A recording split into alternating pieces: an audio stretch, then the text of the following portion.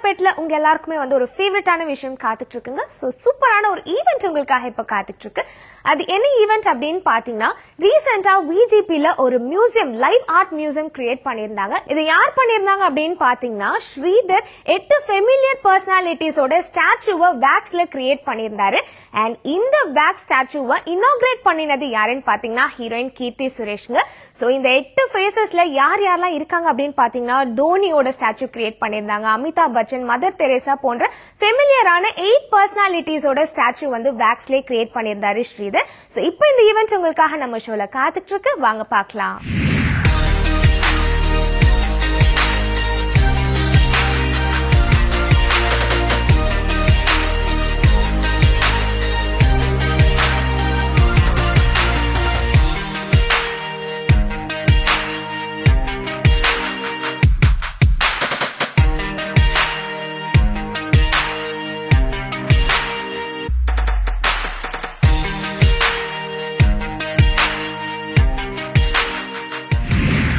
எல்லாருக்கும் வணக்கம்.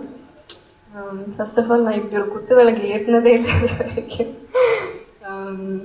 ஸ்ரீதர் சாரை பற்றி நான் சொல்ல வேண்டிய அவசியம் கிடையாது. நம்ம எந்த வீட்டில் போய் நிறைய பெயிண்டிங்ஸ் பார்த்து இந்த பெயிண்டிங் நல்லா இருக்குன்னு பார்த்து அதில் ஸ்ரீதர் சாரோட பெயிண்டிங் ஒன்று கண்டிப்பாக இருக்கும்.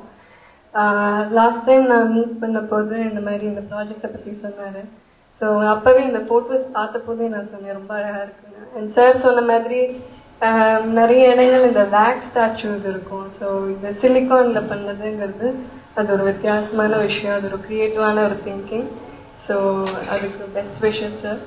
அண்ட் லாஸ்ட் டைம் சாரை மீட் பண்ண போது ஒரு 5-6 ப்ராஜெக்ட்ஸை பற்றி சொன்னார். அதில் ஒன்று தான் இது.